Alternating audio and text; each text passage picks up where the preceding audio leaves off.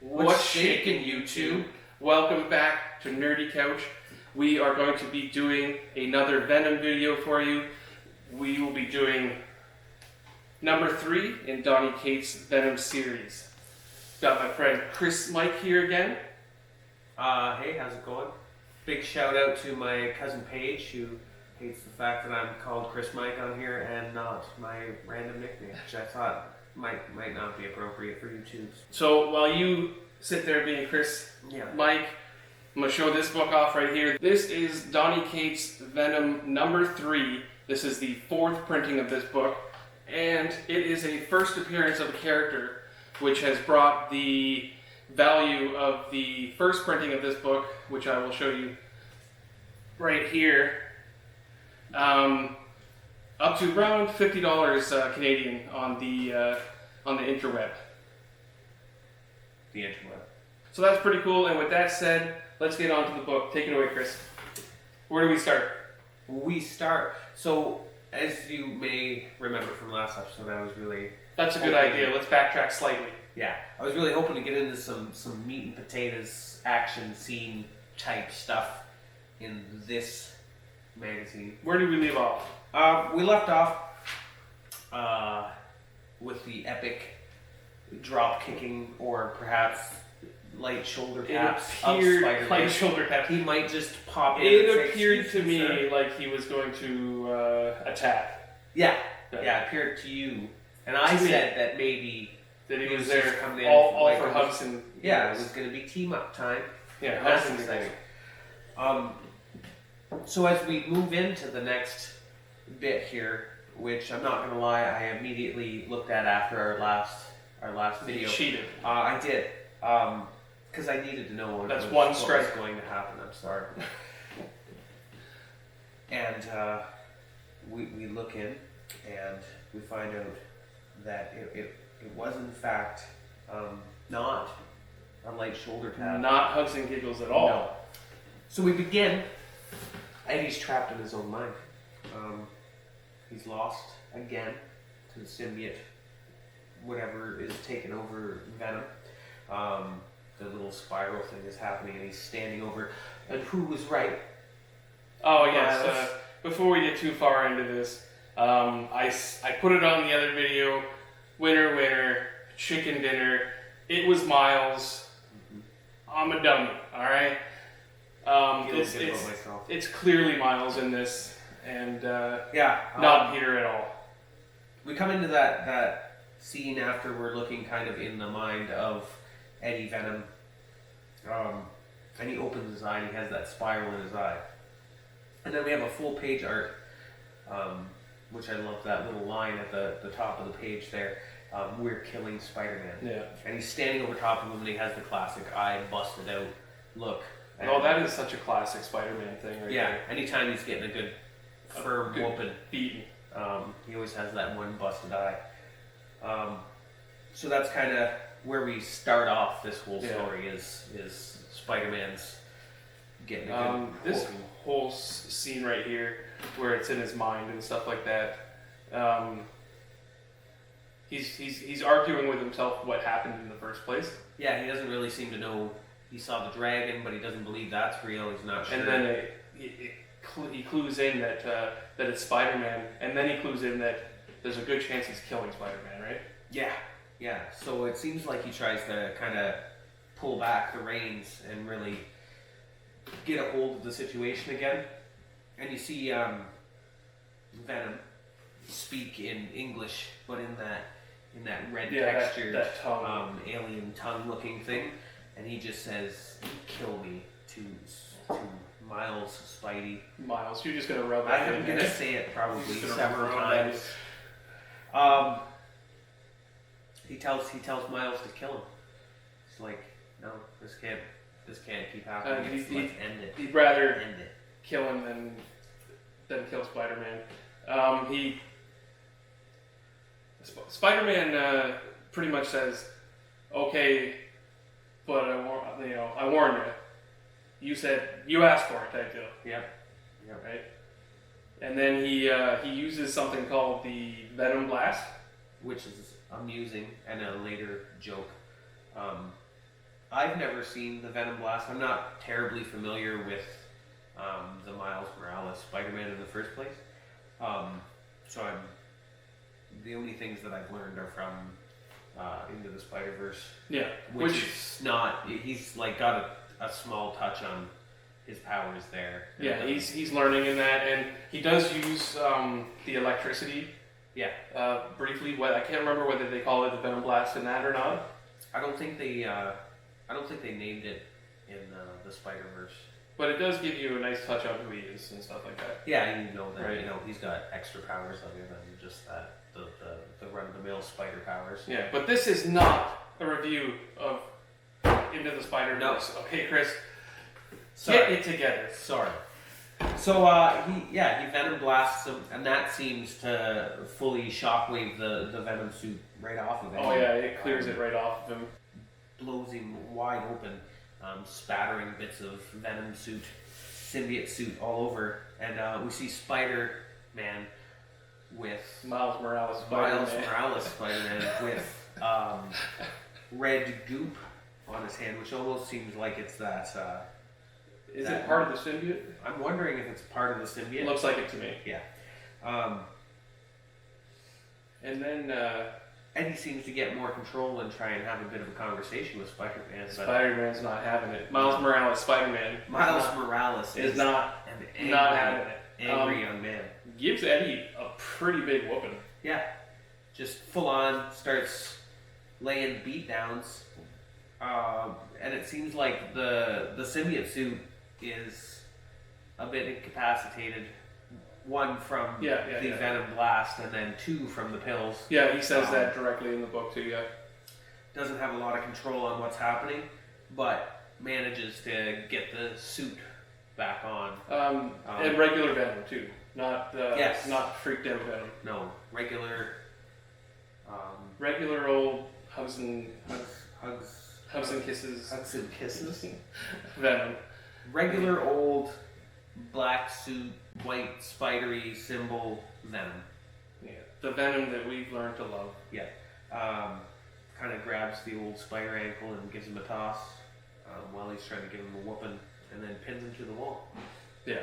Now he's got Spider-Man pinned to the wall with webbing. Yep. Yeah, there's nowhere for him to go, and he's pretty much like, "Hey, what's the deal, man? I don't know you." At that point, I'm confused because, again, I'm not 100% on Miles' story, but he does shout out that you hurt my mother and did something to his dad. Hurt my father and took my mother. Took my mother, yeah. So I'm not really sure where that's set or whatnot in his storyline. In the Miles Morales storyline, yeah. I'm not certain myself either. So the only thing I can base this off is this book. Okay. It's good to know. Honestly, I'm not that well versed, obviously, in the Miles Morales either, because I thought it was possibly Peter. Right. Let's just not forget that. No, don't forget it. And don't let me forget that. And Eddie Venom seems about as confused as we are with the whole situation. Yeah. Eddie doesn't know who the kid is. Has no idea about the hurting. Yeah. He says somewhere along the lines of, "Look, I don't know who you are. I don't remember hurting somebody that you love or taking something that you love. But right now, there's a bigger threat here." Yeah. We'll square up later. Like, you want to take me out, deal with this with me, partner up with me, get rid of this threat, and then you can have me. See? So it is time for that shoulder tap. Hey, let's team up. Yeah. It was a more aggressive shoulder tap. It was an aggressive shoulder tap with a foot. Yeah. But, it's still a hey, let's pair up eventually. One of my favorite lines in this book is that when Miles Morales says, "Yeah, okay, we'll team up, but afterwards," and then Venom goes, "Yeah, I get it. You ain't my first Spider-Man." Yeah, Yeah, he's. And I thought that was a really great line. He's done this dance before, so. Yeah. So I'm interested. I'm hoping that at some point in this story, maybe we get a little more touch on the Miles piece, and we figure out what Venom suit or what symbiote suit in general hurt his family. The way I took it is that either one of the messed up symbiotes from this story, or the dragon symbiote, or something along that line, took or hurt his family. That's the way I took it. It could be. The way I was thinking about it too is that we know that the military guy, Rex. We know that he wasn't expecting Eddie in the Venom suit in the first place, so there's a possibility that it was another wearer of the suit prior to Eddie, or another one of these many symbiotes. To me, it seemed a bit more recent. Yeah, it felt like it could have been recent or urgent type deal. Fairly recent. So, I'm looking forward to kind of finding out a little bit more about why Spider-Man's coming in all hot. Yeah. I like the cell where Spider-Man and Venom are swinging in towards the dragon beast together. I really enjoy the visual that presents, because that Miles Morales black suit along with the Venom black suit, I enjoy the symmetry. And again, the artwork in this book is stunning. Yeah, I mean, it's beautiful. It's amazing. I haven't had anything poor to say about the artwork thus far in the entire series. And I'll touch a bit more on the story after, because I've got a really big kind of concept that I went through it on. But the swing in, they're having a little bit of a chat, and Miles Morales, Spider-Man, he's telling Venom a bit more about the Venom Blast, and they're discussing how powerful it is. Yeah, and how much juice it can put out. Apparently, he can use it all at once, but it fatigues him. Yeah, and Venom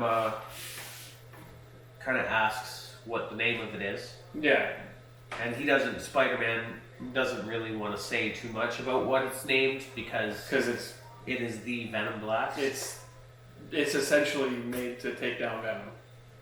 Right? It could be. That's what I gathered. Like it's made to take the symbiotes down. Like its purpose or something. He's a spider, and that's his venom. Is how I took it. Could be his venom. Venom enjoys venom. He giggles. And Miles tells him to shut up about it. So he does. He tells Venom to shut up. Not a lot of people get to do that. No, and just keep their face mask mostly intact. Yeah. So that's good. So they swing in.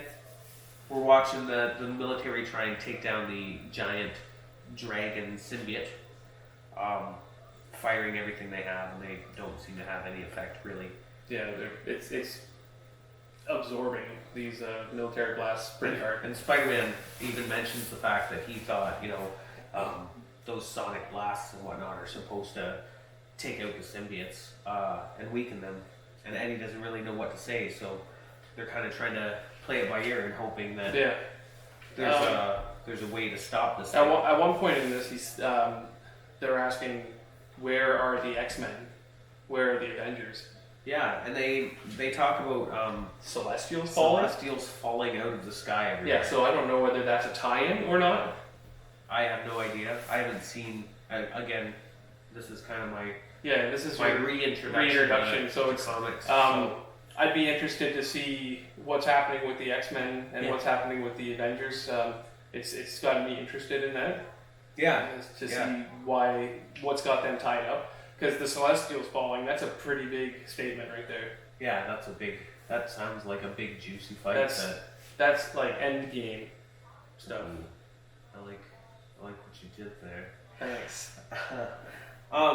So yeah, they're swinging it together and they're kind of discussing the plan. This part actually got me cracking up. Yeah, I liked this a lot. Spider-Man mentions, like, what are we gonna do that can get me close enough without me getting eaten? I love this. Eddie's response is eaten. That's a good idea, and promptly knocks Spider-Man off his web. Yeah. And straight towards I like how the dragon monster. He crosses webs. Yeah.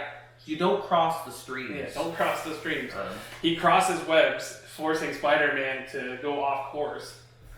Spider-Man flying through the air simply states as he goes into the beast's mouth. Yeah, which is depicted on the cover. I hate this a lot. He's not into the plan. It's not having it. Yeah, he's not much he can do about it now. This cracks me up, man. So right into the mouth of the beast, into the belly of the beast, as they say, flies in and just erupts all of this venom blast inside of the. Oh yeah. Just before that, even Venom sits there and goes, he's like, okay, anytime now, man. Yeah. You're gonna sit in there all day, just blow the thing up. And then the full page art of giant dragon beast exploding from the inside is rather stunning. Pretty killer. It's screaming, and you can see kind of the bulges in the symbiote where it's erupting out. Bulges. Symbiote bulges. Erupting out of its flesh. Military kind of floating around. Not really sure.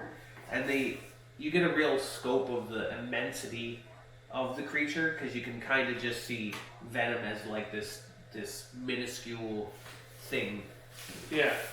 Floating around its wing area. Not only are you getting the scope of the size and immensity of this creature, but the power of the Venom blast itself. Yeah. Because that's a crazy blast. Yeah. So he must have unleashed everything, obviously, that which he had. means, like he stated, he's whooped at this point. So Spider-Man is likely out of the fight. So this thing's exploding. Next page. We're almost to the juicy bit. The juice. The thing explodes. Symbiote drips are raining from the sky. It looks like it's being torn asunder. Oh yeah. Like that's the end of this beast is going down right here. And right around that time, Venom's starting to feel a bit crazy.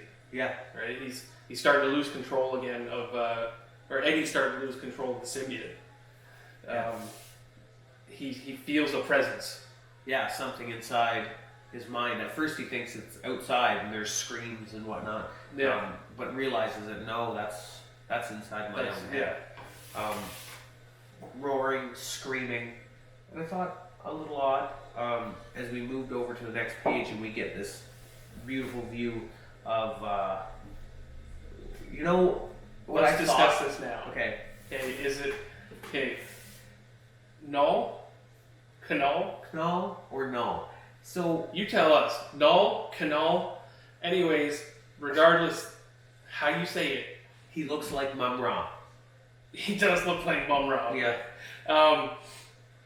Killer looking character. This is the first appearance of this character, and that's why the first the first edition of this book has skyrocketed. So this is a cool character, and it is a first appearance. He's holding Miles by the head, singing, which I thought was an interesting statement. It's roaring, screaming, and singing. Like, this guy's so lax. Yeah.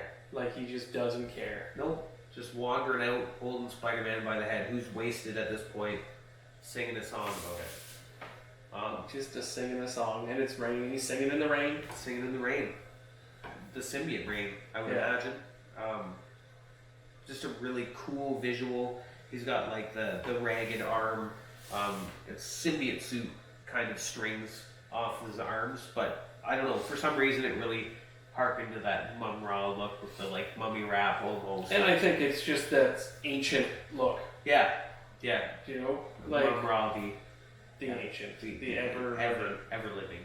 So, again, you want to review anything Sorry. from this book? Sorry. Could we go into Mario a little bit? I was feeling Mario today. I don't know why. What a guy. Get it together. So yeah, come back. He kind of tosses Spider-Man at the feet of Venom. Discards him. Child, does this belong to you? So, still totally okay with the fact that he just got exploded. Oh yeah, he didn't care. No, didn't give a gosh darn. Didn't give a hoot. Mm-mm. Throws the Spider-Man, the Miles Morales, at the feet of the Venom and Brock. It is Miles. So you're kind of wondering, is Spider-Man dead? No, he's not dead. No, he's not dead. Because Spider-Man always gets back up. I learned that in the movie. Yeah, so Spider-Man laying at the feet of Venom. Venom's checking the vitals, which, you know, I didn't know he had the CPR skills, but... Yeah, he's a doctor. He's got multiple talents, obviously. Yeah, he went to school for that shit. The military rolls up again. Oh yeah, yeah. This part is great. So he's Null.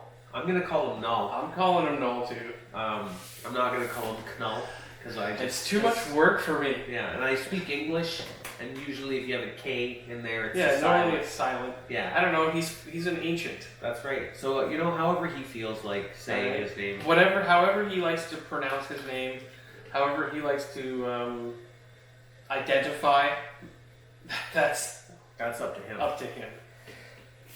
He's standing there, kind of having a stare at what's going on, and military pops back in.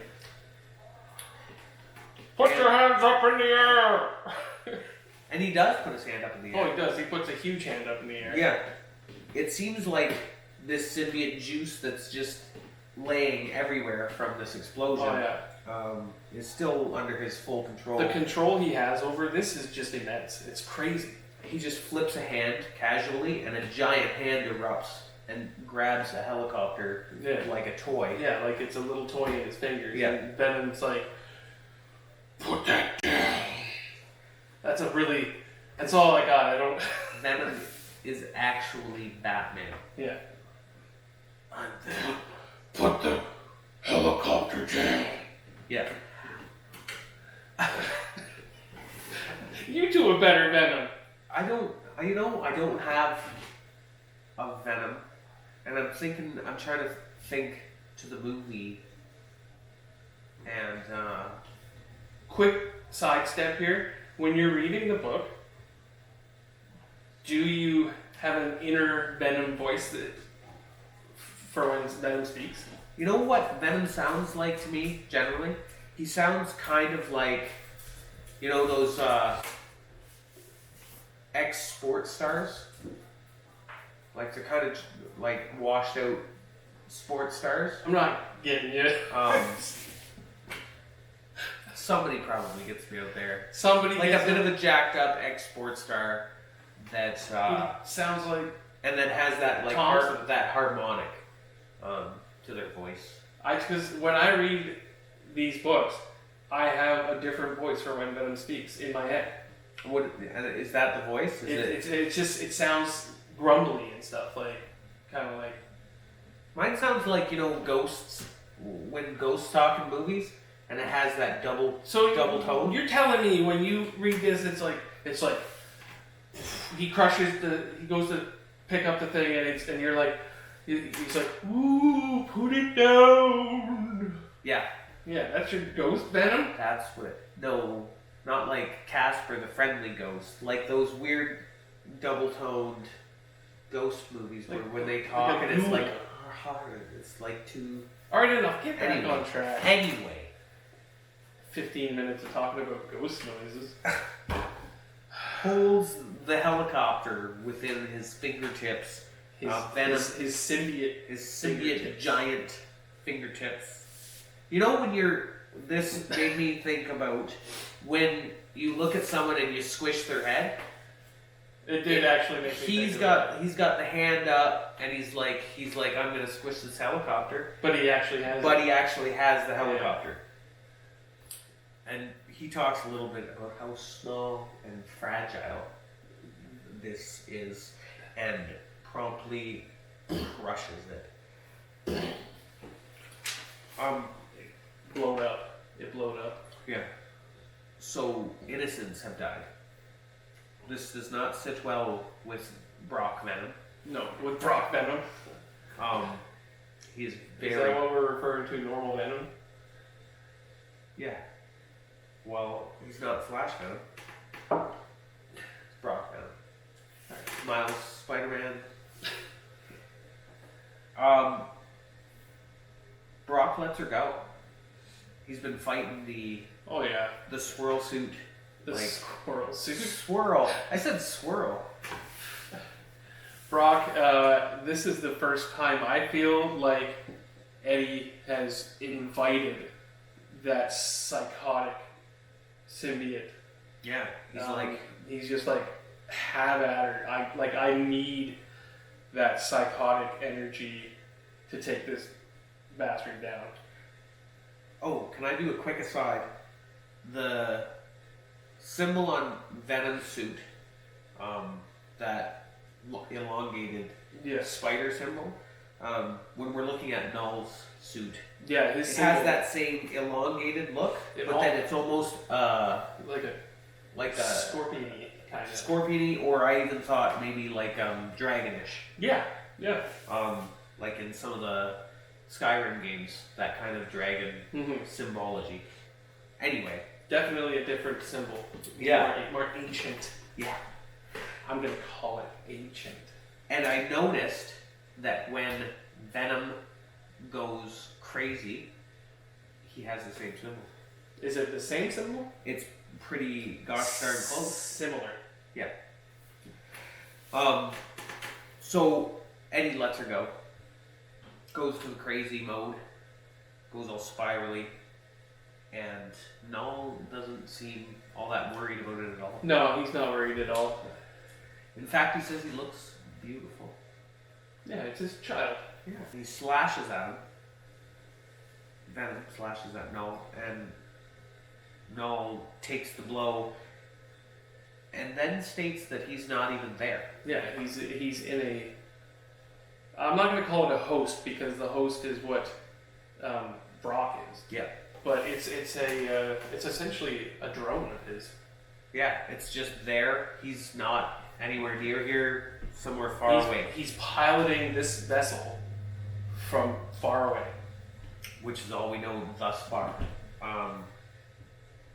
And he simply puts his hand towards Venom and says, "Stop it." And bang. Explodes the suit from him. Symbiote everywhere. It's everywhere. Brock slow motion falling to the ground. I picture. And so there's still, the military around trying to fight this menace. And Null says, "It's loud out here. We need a little space." Oh yeah, this is cool. I like this. And there's a dome. He makes a symbiote dome. Out of just random symbiote parts from the beast that blew up or something. I don't know. It must be. I mean, there's symbiote everywhere at this point. Yeah. It's all over the place. It's just symbiote everywhere. So Venom and Eddie are still kind of close together at this point, but Venom is not going back onto Eddie. No. It looks scared. It's kind of hiding behind Eddie. He's completely involved now with Null. I think. Null's got more control over him than Eddie does. Yep. I like the bottom little scene because at this point I kind of had forgotten that Miles was even in the picture because so much was happening with the Null and Venom and Eddie.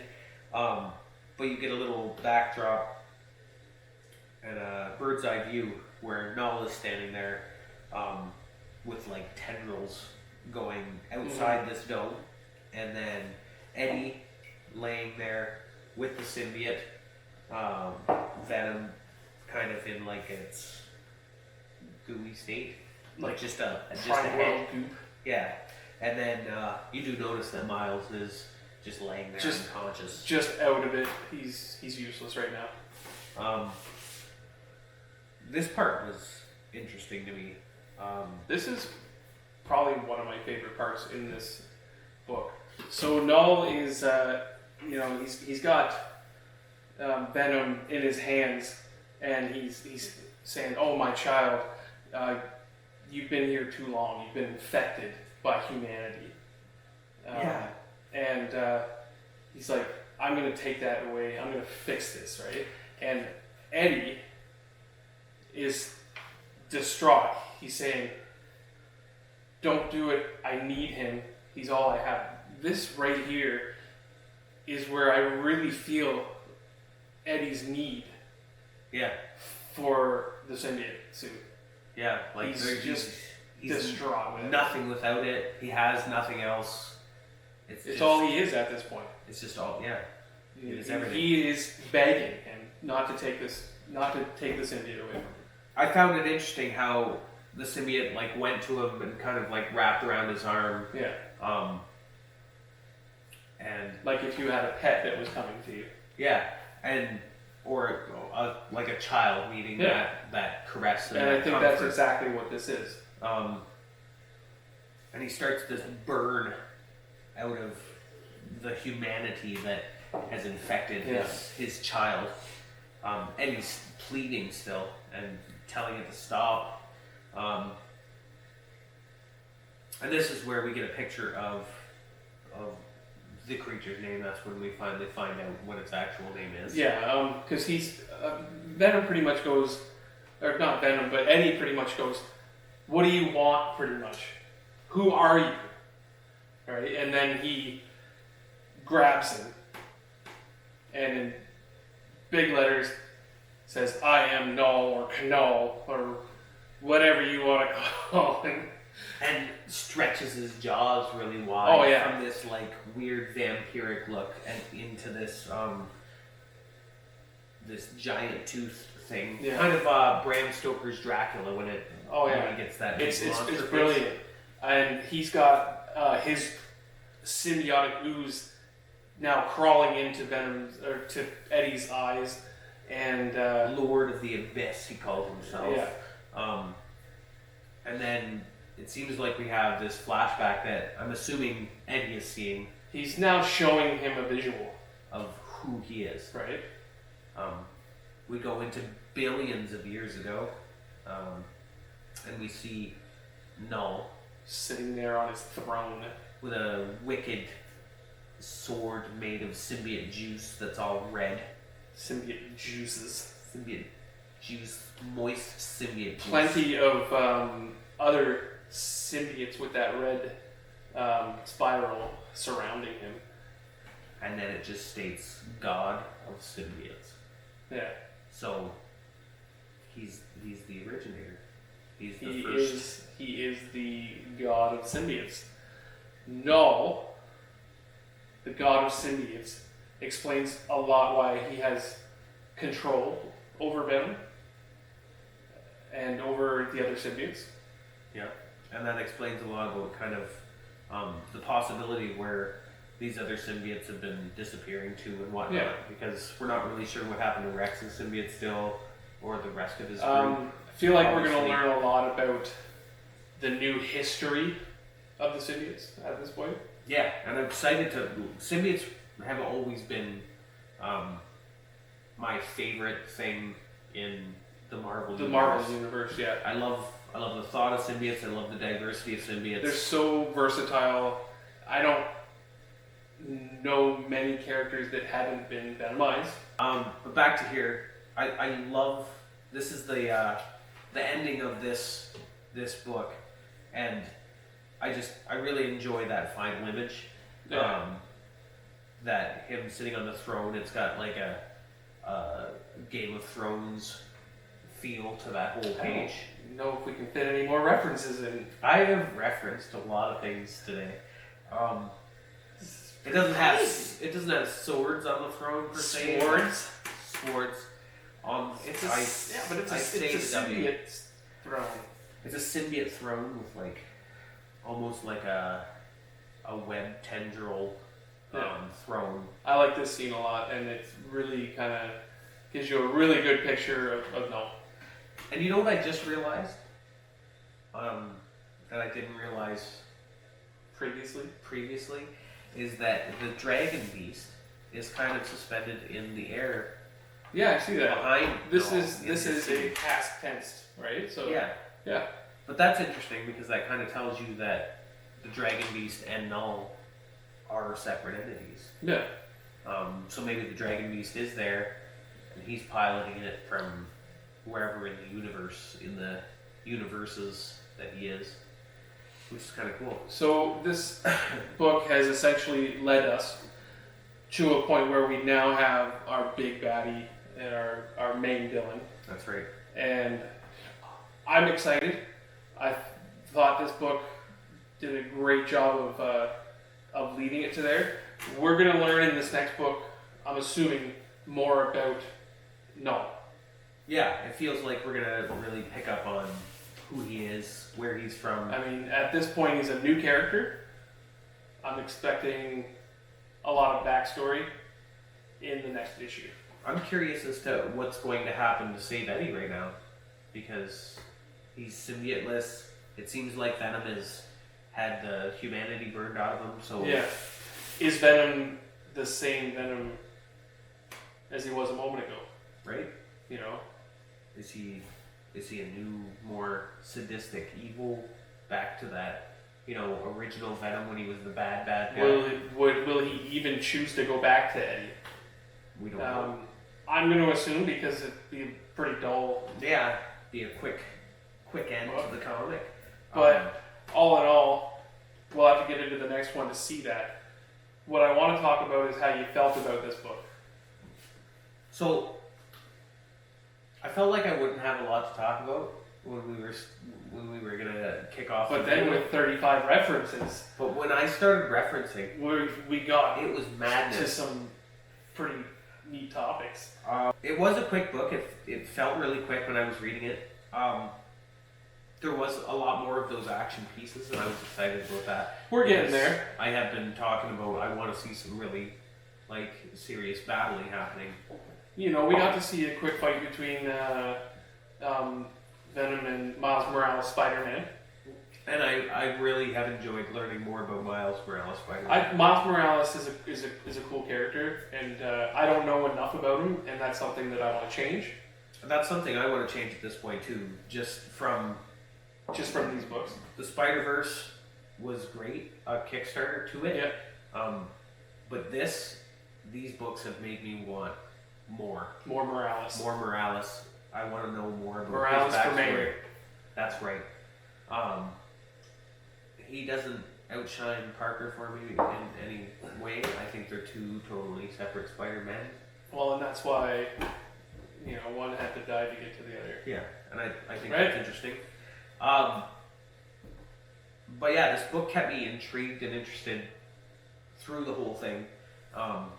And even though it was a quick read, it had enough stuff happening. Yeah.